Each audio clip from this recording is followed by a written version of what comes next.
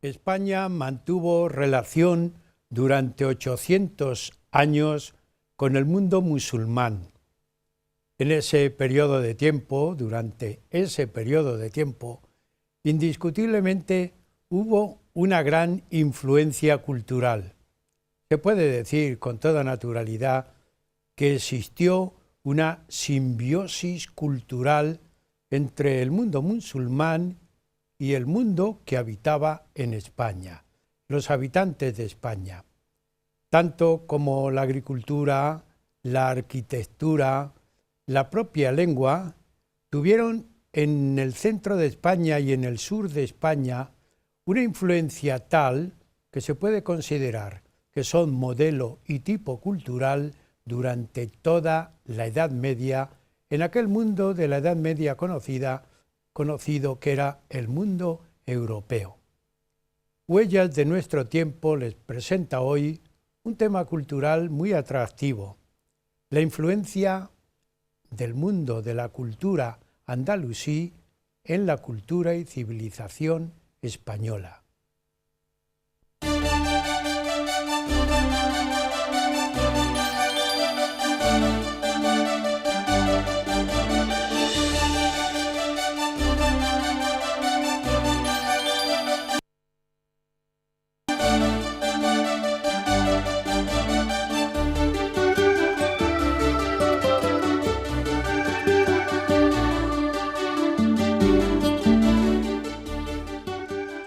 Las aportaciones que tuvo la cultura, la civilización andalusí en España, en todo el territorio español, fue notable. Esas aportaciones están en todos los terrenos del mundo del saber, desde la agricultura, la arquitectura, la propia cerámica, el lenguaje, que no olvidemos la lengua. El mundo científico español en la Edad Media era modelo. Algún europeo que quería aprender matemáticas tenía que venir a Toledo, tenía que ir a Toledo a aprender esa ciencia. La astronomía se desarrolló. Se desarrollaron unos grandes ingenios y técnicas adecuadas a ese mundo científico que existió, por supuesto, en la Edad Media. Para hablar de la influencia de la cultura andalusí en la civilización y en la cultura española, tenemos hoy, como siempre, a un invitado especialista. Se trata de don Pedro Cano Ávila, al que, como siempre, le damos la bienvenida y le agradecemos que, no siendo toledano ni próximo a Toledo, sino sevillano, aunque sea de adopción, viene desde Sevilla a hacer el programa y para nosotros, para mí personalmente, el agradecimiento todavía es mayor. Así que muchas gracias, Pedro, por haber acudido al programa. Pues para mí también de agradecer que haya querido contar conmigo para hablar de estos temas que son tan interesantes. Muchas gracias. Amigos, don Pedro Cano Ávila es doctor en Filología Semítica, es profesor jubilado ya en la Universidad de Sevilla, profesor titular, aunque su doctorado es de 1986. Exacto. Pero su andadura como profesor ha sido amplia, ya jubilado, pero jubilado no dejado de tener actividad cultural. Por ese motivo es investigador del grupo que trata sobre el saber andalusí y además secretario de la Sociedad Española del Mundo Árabe. Nos indica tu preocupación por todos los temas del mundo arábigo. Yo te voy a hacer dos grandes planteamientos a lo largo del programa. Uno en un campo, yo lo voy a denominar retrospectivo en el tiempo.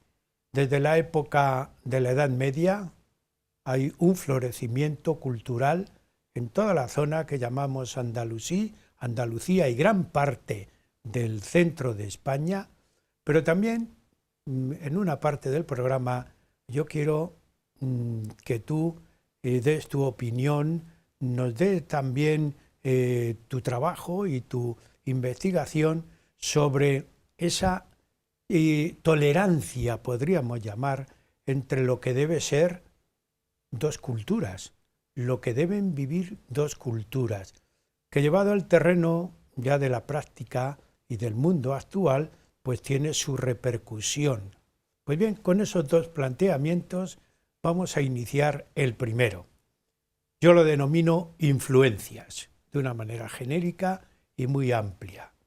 Hay grandes influencias entre el mundo árabe que se estanca en España. Cuando hay la invasión, le cortan. Carlos Martel en la batalla de Poitiers le corta la subida que iban en ese recorrido histórico que hicieron, se quedaron en España. Y aquí se floreció una gran cultura.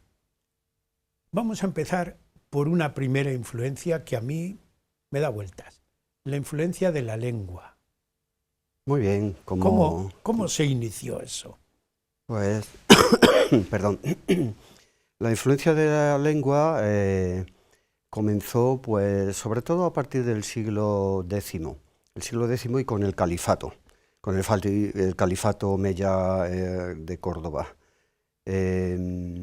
La lengua árabe cada vez se desarrolló más, y no solo en Al-Ándalus, sino también en el norte de África y en Oriente.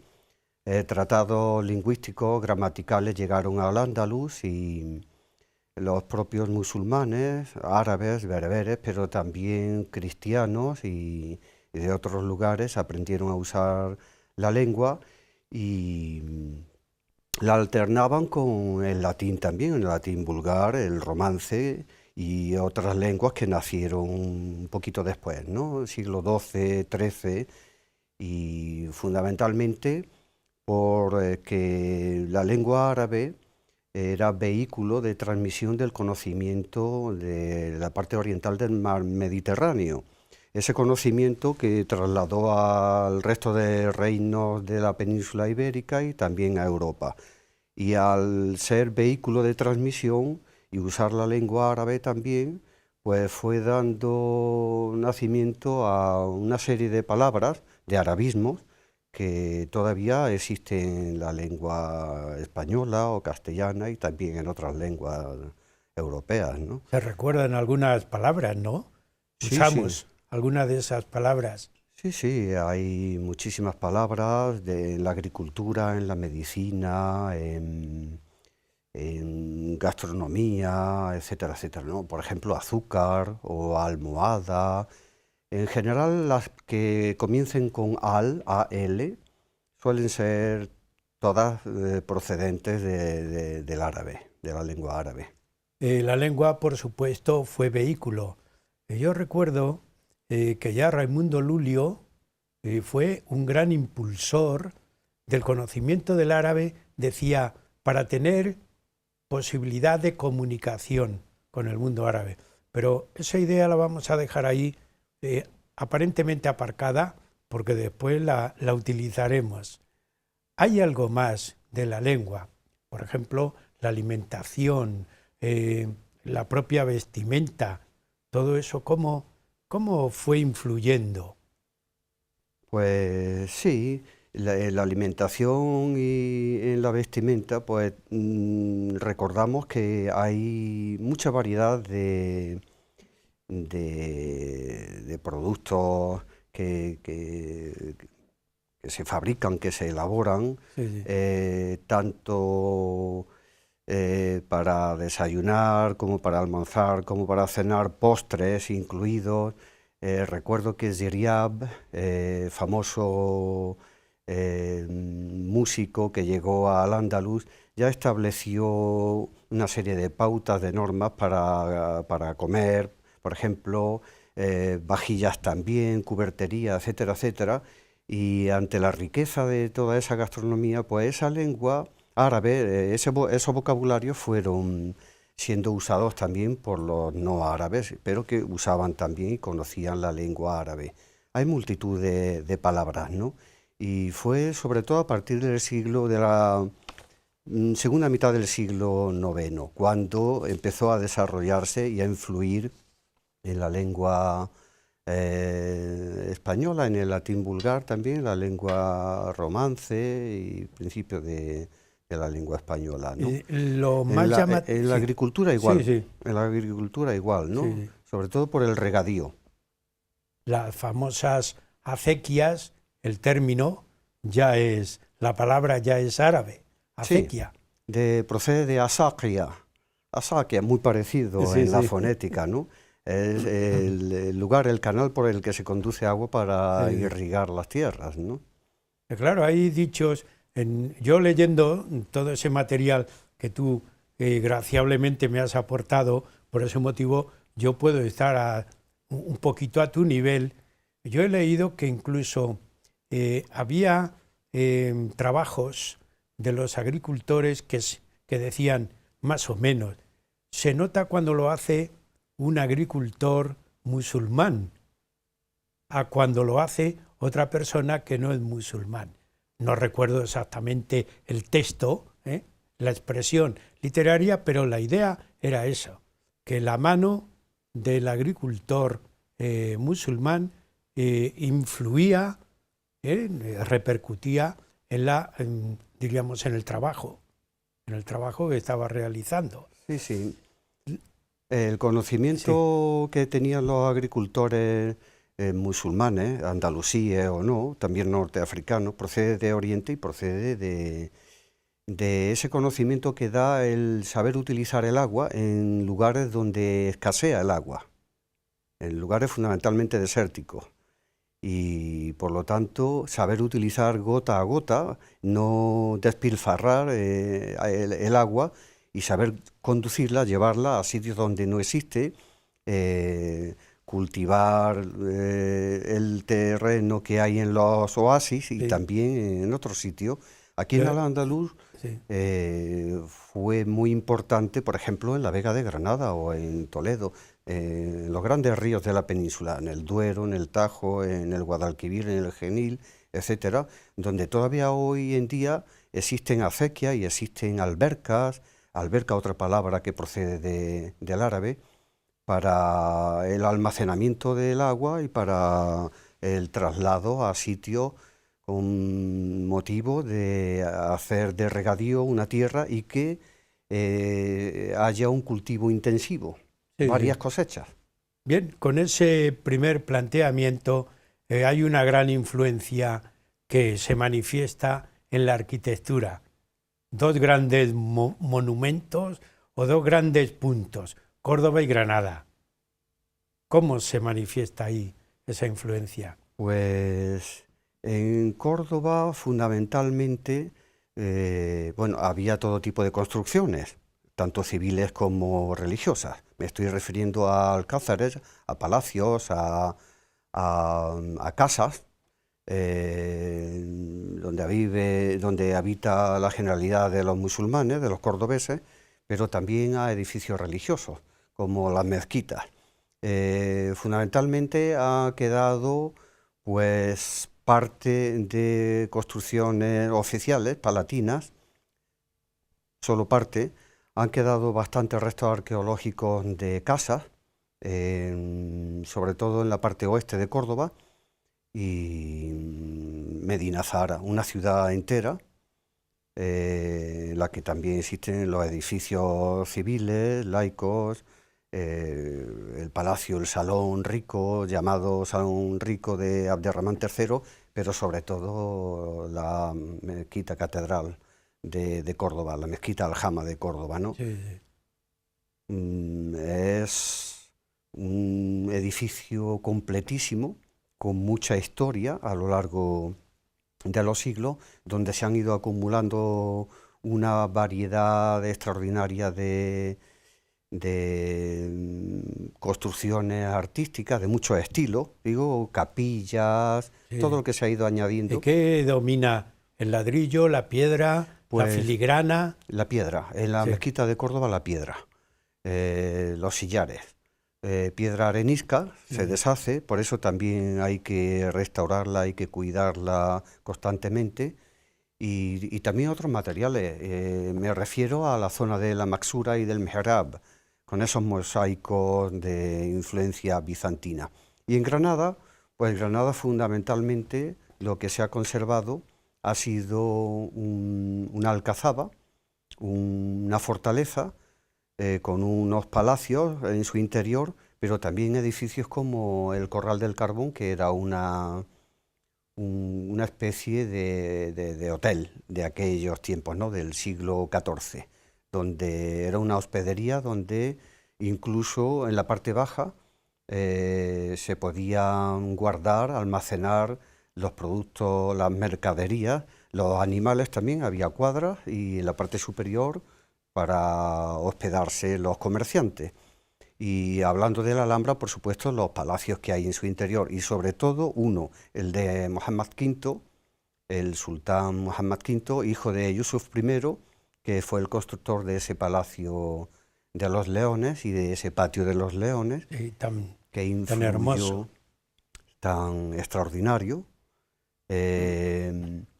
Como en general todas las construcciones árabes, pobre hacia el exterior y rico en su interior, como sucede con la mezquita de Córdoba, como sucede con la aljafería de Zaragoza, o la alcazaba de Málaga, o en Almería. Aquí en Toledo también hay ejemplos, ¿no? Sí. Y bien, pues hablando de la influencia o de la mutua influencia, la reciprocidad entre reino o sultanatos árabes, musulmanes, andalusíes, y los cristianos, castellanos fundamentalmente, pues el Real Alcázar de Sevilla.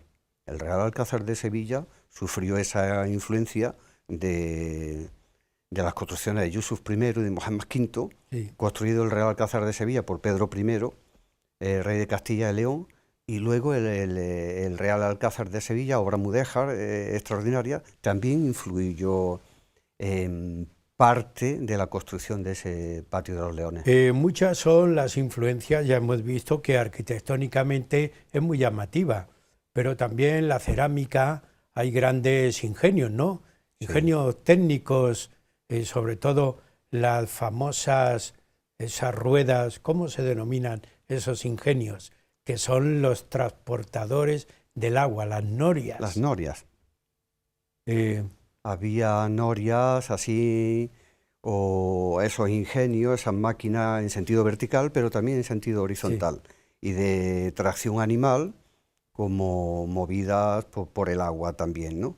Y fundamentalmente para transportar el agua para regadío o para sí, uso humano también. Ahí tenemos una famosa en donde se apoyaría posiblemente Juanelo Turriano posteriormente. En Toledo hay un gran personaje que tú me rectificabas, bien rectificado, y es lógico, Azarquiel, que yo lo expresaba mal. Azarquiel también fue un innovador, ¿no es así? Por supuesto, Azarquiel, que recibe este nombre porque es como un apodo por el color azul intenso de sus ojos, por eso sí, se llama Azarquiel. Modificó el astrolabio y bueno, y fue un instrumento muy útil para la navegación por los mares y para calcular distancias y ubicar lugares sin tener que trasladarse de sitio. Desde cualquier sitio podía establecer el lugar y determinar la distancia de un lugar a otro sin ningún problema. Fue un gran avance. En esta primera parte hay todavía otras influencias que yo no quiero dejar ahí al margen. La influencia que tuvo en lo que podemos llamar el arte mudéjar y mozárabe. ¿Cómo se manifiesta y cómo se identifica? Porque habrá algunos puntos de contacto entre ambos. Sí, sí. Perdón. Estoy todavía un poco convaleciente. Fundamentalmente es una unión, es una mezcla de elementos del gótico y también elementos que proceden de siglos anteriores de la arquitectura islámica, ¿no? Y bueno, materiales de uso también en esas construcciones. Si hablo de elementos, por ejemplo, el arco ojival, procedente fundamentalmente de la época almohade, de los siglos XII-XIII, y mezcla también con el de herradura anterior, califal, pero también visigodo, de la época visigoda. O si hablo de materiales, el ladrillo, fundamentalmente el ladrillo. Esa forma de utilizar los ladrillos y esa combinación que hacen. Y además del ladrillo, la madera.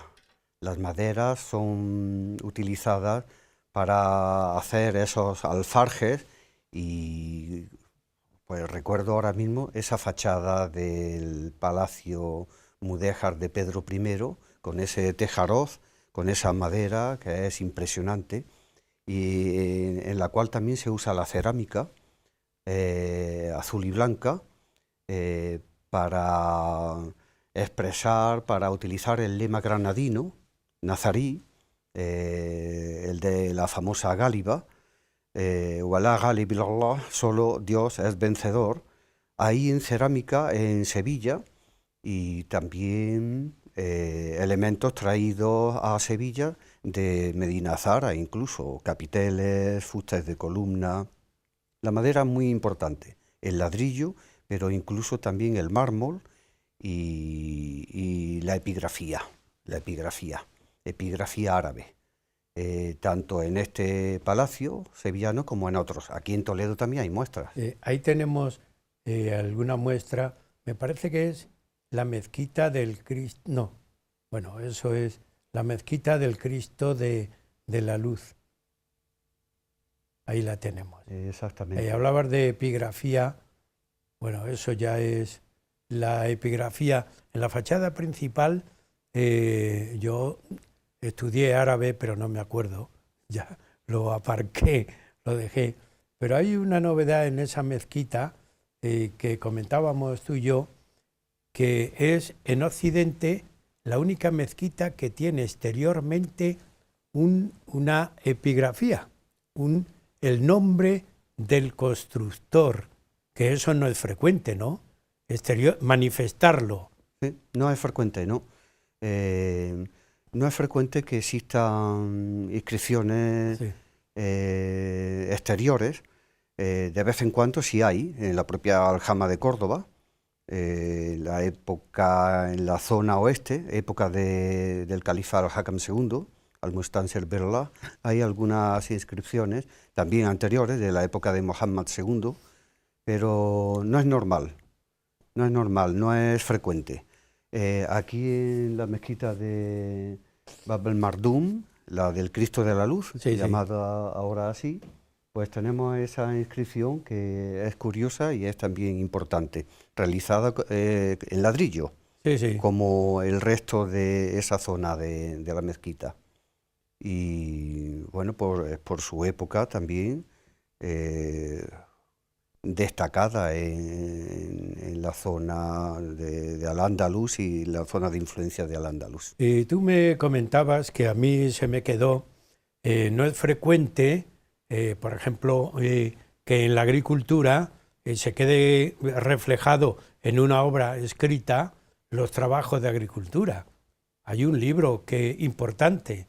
Muy importante. Precisamente esa obra es la de, como hemos mencionado, la de Ibn al-Awwam, la obra del Tratado de Agricultura, que ha tenido mucha influencia en Al-Ándalus y fuera de Al-Ándalus también. Estamos hablando de agricultura, pero también de otros campos, de otros ámbitos del saber, ¿no? Y trata muchísimos temas, trata de cuándo se deben plantar, cuándo se deben hacer las plantaciones de árboles y también la siembra de cereales, cómo se deben regar, los nombres detallados de todo, cómo se deben cultivar, habla del estiércol, de todo Sí, lo sí. necesario para cultivar el territorio.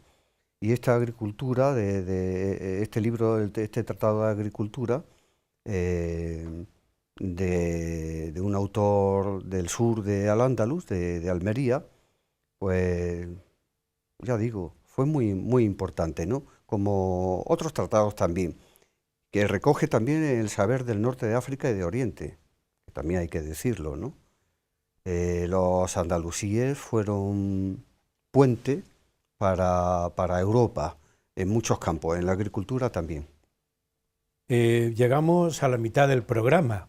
Parecerá mentira, pero todo este recorrido que estamos haciendo cultural es de gran influencia en el mundo, no solamente de aquella época, sino de siglos posteriores. Pero vamos a continuar en la segunda parte, si te parece, pues hablando de otros campos, de esa influencia. Así que hacemos un descanso y seguimos. También a ustedes, amigos, como siempre, animarles a que sigan con nosotros en Huellas de nuestro tiempo.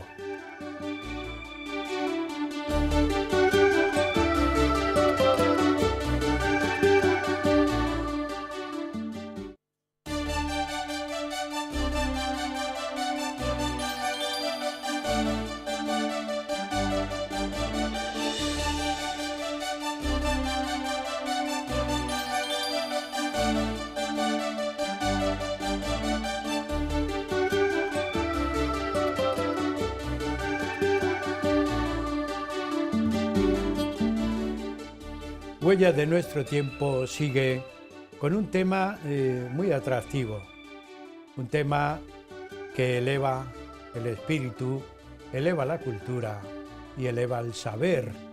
La influencia de dos culturas, la influencia de la cultura andalusí en la civilización y cultura española. Tenemos en el estudio, como ya indicábamos en la primera parte, a don Pedro Cano Ávila, que nos está hablando de esa relación histórica que ha tenido en esos 800 años el mundo musulmán con los pueblos españoles, castellanos y andaluces. En la primera parte hemos hecho un análisis de influencias, pero yo, que no soy muy literato, pero sí soy lector, siempre me llama mucho la atención cuando éramos estudiantes allá aquellos años del bachiller, que tanto nos ofreció a algunos alumnos. Por ejemplo, a mí no se me olvidan las famosas jarchas. ¿Qué es eso, Pedro? Una jarcha. Pues En la poesía, ¿qué es? ¿Eso qué es? la jarcha está muy relacionada con la muashaja o con el cegel y todo hace referencia a una manera de expresar los sentimientos, de expresar el amor y el desamor fundamentalmente, y con una rima determinada y también haciendo referencia al lugar donde se coloca, donde se sitúa en un poema, para luego volver a enlazar con el principio de otra parte del poema o incluso con otro poema, ¿no? Sirve también de enlace y va haciendo puente y va dándole un ritmo especial a los poemas. Apareció fundamentalmente en los siglos XII y XIII y fue muy popular. Fue por su musicalidad y por los temas populares que se utilizaban en estos poemas, pues alcanzó gran desarrollo, ¿no? Desde el siglo XI. Y era una manera diferente de hacer poemas, ¿no? Diferente a como se hacía en el siglo X, en la época del califato, como hacía Ibn Zaidún o Wallada, y bueno, pues llegó más allá de las fronteras andalusíes, ¿no? Al norte de África y a otros sitios también. Yo creo, una de las primeras manifestaciones poéticas, incluso de la lengua romance. ¿Se puede denominar así, de esa manera, la influencia que tuvo? Sí, estoy de acuerdo. Y sobre todo porque se utilizaba mucho por la población en general, por decirlo así, que también utilizaba la lengua romance y el latín vulgar y otras lenguas de la península, aparte del árabe, ¿no? Es decir, estamos hablando de manifestaciones amorosas, poéticas, de ese primer, diríamos, encuentro del hombre con la cultura literaria. Por ahí va ese tema, ¿no? Sí, pero yo más bien diría un desarrollo del hombre y la cultura literaria, ¿no? Porque ya antes, en el siglo X fundamentalmente, se había desarrollado bastante también la poesía en la Córdoba califal, pero con otras formas.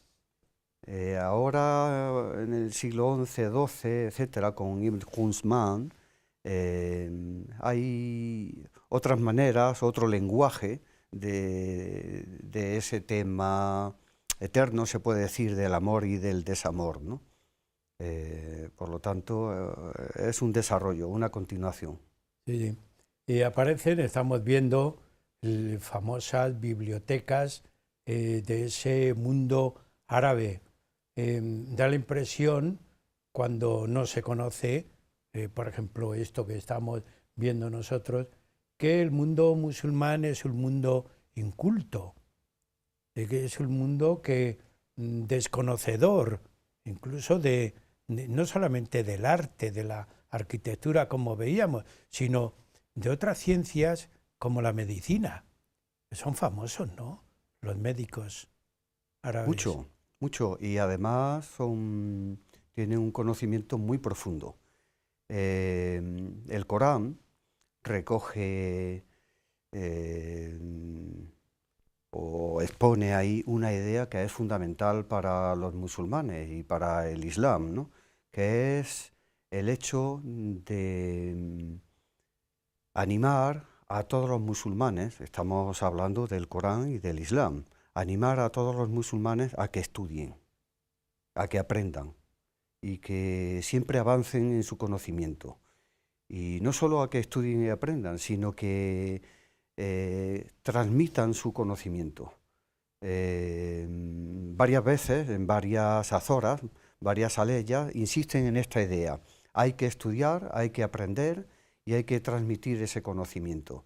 Y de hecho hay una literatura de viajes, que nace fundamentalmente por el hecho de que los musulmanes deben cumplir con uno de los pilares del Islam, que es la peregrinación a los lugares santos, a Meca, Medina fundamentalmente, también a Jerusalén, al Quds, y ya aprovechando ese viaje, nace la literatura de viajes, y aprovechando ese viaje los musulmanes van buscando las fuentes del saber, a los principales maestros de las principales ciudades. En el norte de África van por todo el litoral y fundamentalmente buscando Fez, buscando Kairouán, buscando el Cairo, Al-Cáhira, y después Damasco, Meca, Medina, Bagdad, Alepo, etcétera, etcétera. Van a peregrinar, pero van también a estudiar. Y con el añadido de que cuando regresan, si es que regresan, porque muchas veces mueren en aquellas tierras, en Oriente o en el norte de África, cuando regresan al Andalus, traen todo ese conocimiento y están obligados a enseñarlo en al Andalus, Sí, ¿no? sí. Y eso para los musulmanes es muy importante. Lo mismo que otras cosas, ¿no? Lo mismo que las abluciones, el lavado, que parece también que no, pero tiene multitud de baños y cuidan mucho la limpieza y la higiene personal. El conocimiento, la investigación es muy importante en el Islam. Hay algunos libros, por ejemplo, crónicas crónicas de todo ese periodo califal importante. ¿No es así? Sí, sí, hay crónicas históricas y se detienen fundamentalmente en los califatos de Al-Hakam II, el segundo califa, y de Abderramán III, el primer califa, porque es la época de apogeo, de esplendor, y esas crónicas históricas, de paso, también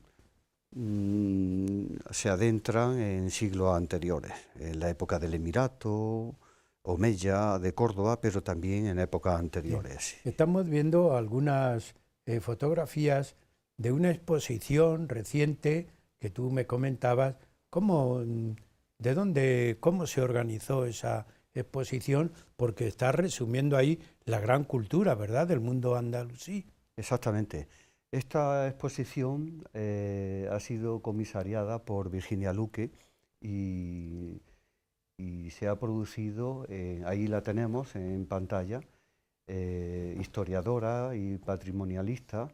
Se ha desarrollado en el Centro Andaluz de las Letras en Málaga y recoge todo el saber que había en Al-Ándalus fundamentalmente hasta el siglo XIII. Y se detiene en ámbitos como la literatura, la agricultura, la filosofía, la música, la historia, la medicina, etcétera, etcétera. Y yo quiero resaltar la presentación, Sí. la presentación, la composición de todos esos paneles, de ese conocimiento, cómo con ese colorido, cómo destaca alguna frase, algunos personajes importantes, algunos autores importantes, y bien, cómo presenta de una manera amena todo ese conocimiento y cómo se transmitió ese conocimiento aquí en la península ibérica, ¿no? Creo que el siglo XIV no lo toca. El siglo XIV ya en la época del reino nazarí de Granada, donde tenemos ahí figuras muy importantes también. Me gustaría citar a una de ellas, Sí, sí. el polígrafo granadino Ibnul Jatib, natural de Loja, que fue también diplomático, fue visir, y que, bueno, finalmente tuvo problemas en la política, tuvo que marchar al norte de África y allí está enterrado, en Fez, actualmente. Muy importante. Tú me comentabas, hablando de esa exposición, de dos autores, o por lo menos de dos obras importantes. Una de ellas, la historia de los jueces de Córdoba, y otra, que yo no tengo más remedio que traerla, porque para mí ha sido un libro de hace años muy atractivo, El collar de la paloma. Yo lo pronuncio Ibn Hanf de Córdoba. Tú me corregiste la pronunciación y el lógico, pero yo quiero que me permitas, por lo menos es un libro que trata del amor, pero adelantándose a toda esa vida erótica que hablamos hoy y que sobre el hombre dedicado solamente a lo sexual, y le da un sentido tan humano al libro, y además escrito por uno de los grandes arabistas, profesores, catedráticos en Madrid, don Emilio García Gómez, que por lo menos yo le recuerdo como profesor mío en aquella época. Si me permites, aunque sea un pequeño párrafo, yo no tengo más remedio que leerlo, y que me perdonen también los espectadores por tener este desliz. Y dice así, por favor, hablando sí. del amor, el collar, dice: dejad que las almas se explayen en alguna niñería que les sirva de ayuda para alcanzar la verdad. Dice: señal de amor es que el amante encuentre bien cuanto diga el amado, aunque sea un puro absurdo y una cosa insólita. Y dice un párrafo a continuación: por el amor, dice, los tacaños se hacen desprendidos, los huraños desfruncen el ceño, los cobardes se envalentonan, los ásperos se vuelven sensibles, los ignorantes se pulen, los desaliñados se atildan, los sucios se limpian, los viejos se las dan de jóvenes, los ascetas rompen sus votos y los castos se tornan disolutos. Es maravilloso, el amor es mágico. Es que yo no he tenido más remedio que traer la obra, vuelvo a repetir, porque desde hace mucho tiempo yo no la perseguí, sino que la obra me persiguió a mí, que es distinto. Así que, si te parece, continuamos. Pero hay una cantidad, un número de personajes que influyeron en la cultura española, en la cultura incluso de la Edad Media, como ningún otro.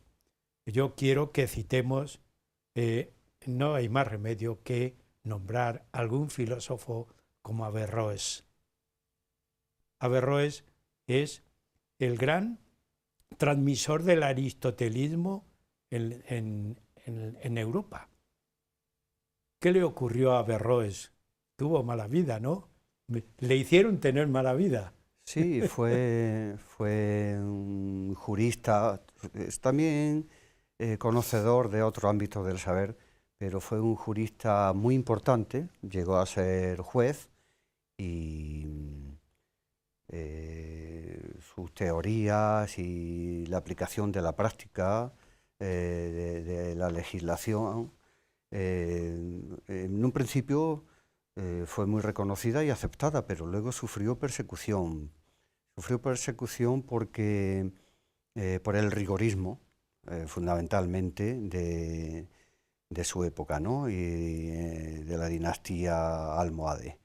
Y bueno, fue perseguido, tuvo que trasladarse de Córdoba a Sevilla, incluso a otras ciudades. Sus obras fueron quemadas en Córdoba, y como sucedió con otros personajes, filósofos o juristas, pero de escuelas diferentes a la imperante en Al-Ándalus, Sí. la maliquí, pues sufrió persecución, sobre todo por lo que se conocía como ciencias profanas o filosofía, ¿no? También, ¿no?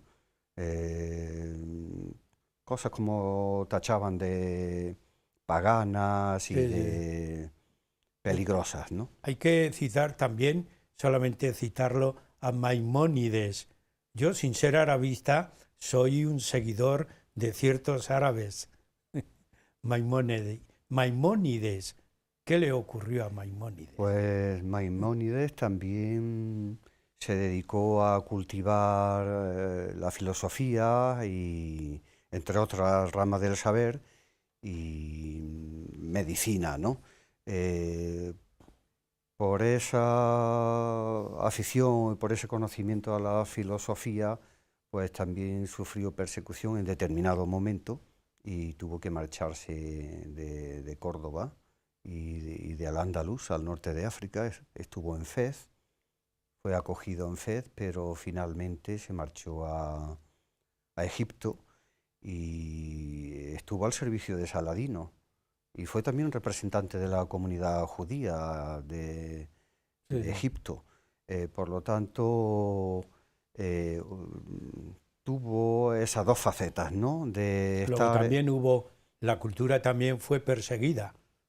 Sí. Bien, el segundo conjunto de ideas que yo planteaba al principio, dije, vamos a ver el recorrido histórico, pero realmente estamos en el siglo XXI.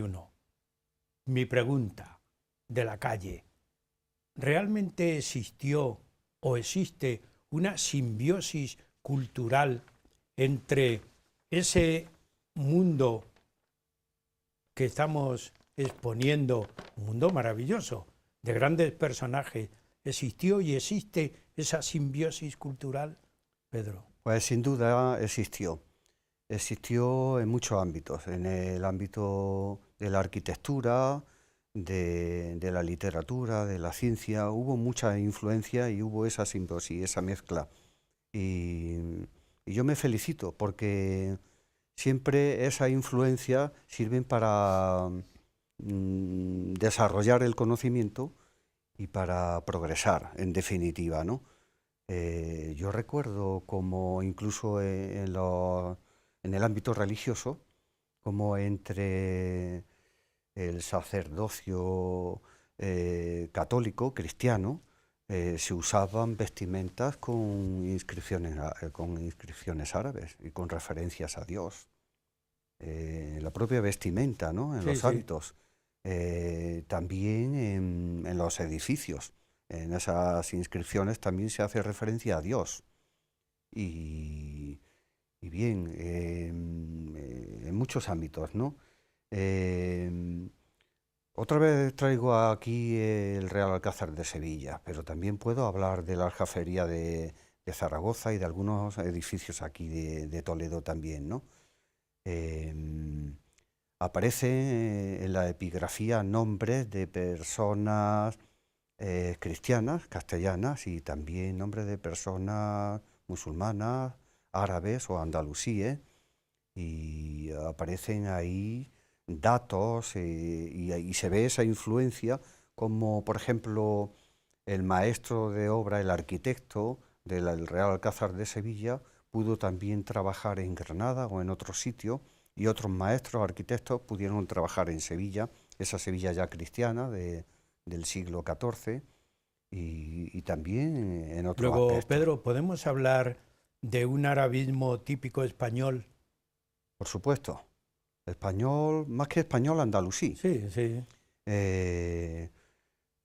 Porque fundamentalmente nos referimos a la época andalusí, a la época medieval.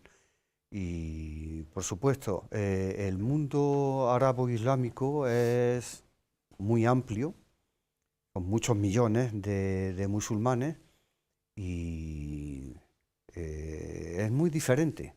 No es igual, incluso dentro de Oriente, una zona a otra, la zona de Mesopotamia a la zona de Arabia, no es igual que la zona de Egipto, o en el norte de África no es igual Ifriqiya, la actual zona de Túnez, a Marruecos actualmente, ¿no? Luego hay una... Y en Al-Ándalus pasa lo mismo. No es igual la zona de Toledo, que la zona de Córdoba o la zona de Zaragoza. Es múltiple, es diferente, y por supuesto que existe también Andalucía. Si lo llevamos a un terreno muy de hoy, muy actual, ¿qué influencia o qué referencias podemos ver incluso en la sociopolítica española en relación con el mundo árabe? ¿Qué influencias hay a nivel oficial, a nivel de organismo, a nivel de universidad? ¿Eso se manifiesta? Sí, hay en España relaciones, yo creo que muy cordiales y fructíferas con el mundo árabe en general, y eso se ve también en concreto en conciertos, no solo de tipo comercial, de compraventa de productos, ¿no?, sino en conciertos de tipo cultural y de educación. En el ámbito universitario, por ejemplo, son bastantes las universidades españolas de Barcelona o de Madrid o de Andalucía. Me refiero, por ejemplo, a la Autónoma de Madrid o a la Autónoma de Barcelona o la Complutense incluso, y también de Castilla-La Mancha o de Salamanca o de Granada o de Sevilla. Hay conciertos con determinadas universidades del norte de África y de Oriente, por los cuales se colabora en determinados ámbitos de investigación, y hay intercambio de profesores y hay también intercambio de estudiantes con becas. Y por lo tanto vienen estudiantes que todavía no son graduados o licenciados, y también los que Sí. pretenden realizar su estudio de tercer grado o realizar Sí. la tesis doctoral aquí. También podemos hablar a nivel de ministerio, a nivel de incluso la monarquía, ¿no? Tiene ahí su campo diplomático con el mundo árabe. Por supuesto. Y hay temas que son delicados, pero hay temas en los que no suele haber ningún problema. Al referirme a temas delicados, por ejemplo, uno de los dos o tres temas nucleares fundamentales en el mundo contemporáneo para la relación con el mundo árabe, con los países árabes, es el tema de Palestina, de los palestinos. O otros temas, ¿no? Desgraciadamente hay guerras en los países árabes, recuerdo ahora mismo en el Yemen, por ejemplo, y entonces hay relaciones importantes en la ONU y bilateralmente también, o con agrupaciones como la Liga Árabe, y bien, siempre se intenta llegar a acuerdo Es decir, y ser España positivo. está relacionada con el mundo árabe de esa manera, diríamos oficial. Y hay una cuestión, ya para completar el programa, cuando hablamos de tolerancia, ¿qué visión actual hay? ¿Hay tolerancia? ¿Somos tolerantes? ¿Somos menos tolerantes? Una visión, una opinión, Pedro, tuya, Sí. muy particular. Ella es una Yo- opinión particular. Yo particularmente pienso que somos tolerantes y que además estamos haciendo esfuerzos también para mantener las buenas relaciones y llegar más lejos con los musulmanes y con los países, con las instituciones. Puedo citar alguna institución, por ejemplo, Casa Árabe, dependiente fundamentalmente del Ministerio de Asuntos Exteriores.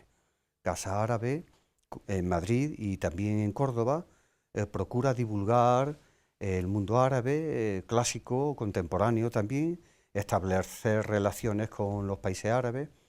Se desarrollan muchas conferencias, seminarios, simposios, congresos, exposiciones de la época clásica y de la actual también, ¿no? Sí.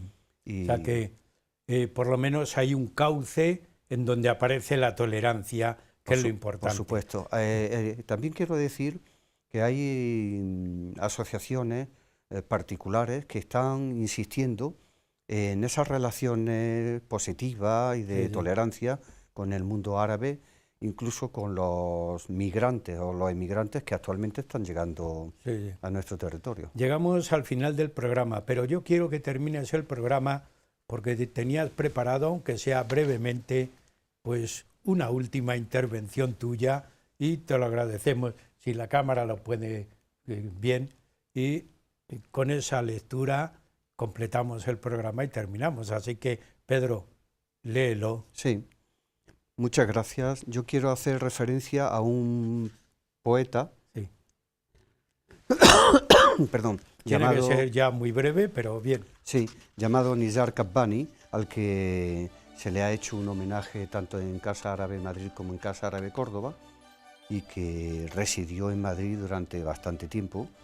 Y quisiera recordar con emoción ese poema, leer ese poema, titulado Por las calles de Córdoba, haciendo referencia a la Córdoba califal y también haciendo referencia a Damasco, Pues incluso a Beirut. Vamos a escucharlo.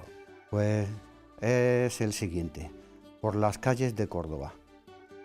Por las calles de Córdoba, a menudo, me he metido la mano en el bolsillo para sacar la llave de mi casa en Damasco. Las aldabas de cobre de las puertas, las macetas de dalías y de lilas, las albercas del centro, como la azul pupila de la casa, los jazmines que trepan a la alcoba y nos caen por encima de los hombros, la fuente, que es la niña mimada de la casa, y canta sin descanso, y arriba las alcobas. Oh, qué gratos refugios de frescor, todo el mundo dichoso y perfumado que rodeó mi infancia de Damasco, me lo he encontrado aquí. Oh, sí, señora mía, que me contemplas desde tu celosía. No temas, si me lavo las manos en tu fuente pequeña, o si arranco uno cualquiera de tus jazmines. No, no temas si luego subo por la escalera a una alcoba pequeña que dé al norte, de soleadas ventanas y lilas que desborden los visillos. No temas, una alcoba pequeña que dé al norte, y con la cama hecha por mi madre.